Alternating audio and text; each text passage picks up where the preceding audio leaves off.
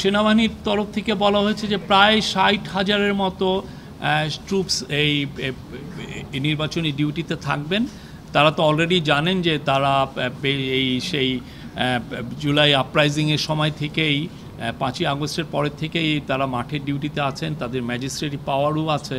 তো আমরা আশা করছি যে এই নির্বাচনের সময় তাদের একটা বলিষ্ঠ ভূমিকা থাকবে এবং তারা মূলত স্ট্রাইকিং ফোর্স হিসাবে থাকবেন আইন শৃঙ্খলা পরিস্থিতি নিয়ন্ত্রণের জন্য। আমাদের যাতে ইন্টেলিজেন্স এজেন্সিগুলো তাদের কাজ জোরদারভাবে করতে পারে এবং ইলেকশনের সময় যাতে আমাদের ইন্টেলিজেন্সের কোনো ধরনের কোনো উইকনেস না থাকে সেই জন্য বলা হয়েছে এবং এই ক্ষেত্রেও আমাদের যাতে কোঅর্ডিনেশনগুলো ভালো হয় সেই জন্য বলা হয়েছে। আর গোপালগঞ্জের যেটা কথা বললেন, গোপালগঞ্জের বিষয়ে তো আমাদের গভর্নমেন্ট একটা ইনকোয়ারি কমিশন করেছেন। তারা একজন সুপ্রিম কোর্টের একজন রিটায়ার্ড জাস্টিস এই বিষয়টা দেখছেন এবং তারা অবশ্যই উনি দেখবেন যে আমাদের কোনো ইন্টেলিজেন্স ফেইলিউর ছিল কিনা গোপালগঞ্জে। অ্যান্টিব্যাকটেরিয়াল অ্যাডিটিভ যুক্ত সেরা ওয়াটার ট্যাঙ্ক বিশুদ্ধ পানিতে ব্যাকটেরিয়া জন্মাতে দেয় না। আজকে US ambassador, US charge affairs Tracey Ann Jacobson আজকে প্রফেসর ইউনুসের সাথে কলন করেছেন।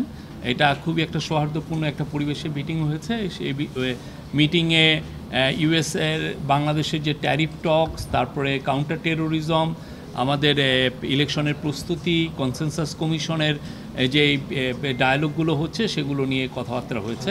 প্রফেসর ইউনুস পুরো ইউএস চার্জ অ্যাফেয়ার্সকে জানিয়েছেন যে বাংলাদেশ গভর্নমেন্টের, ইন্টারিম গভর্নমেন্টের টপ প্রায়োরিটি হচ্ছে কাউন্টার টেরোরিজম এবং উনি বলেছেন টেরোরিস্টদের ব্যাপারে এই গভর্নমেন্টের জিরো টলারেন্স, কোনো ধরনের কোনো টলারেন্স টেরোরিস্টদের প্রতি শো করা হবে না, জিরো টলারেন্স।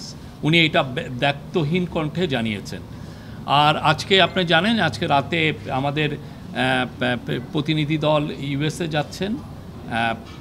আজকে টক্সটা শুরু হওয়ার কথা, ট্যারিফের টক্স হওয়ার কথা।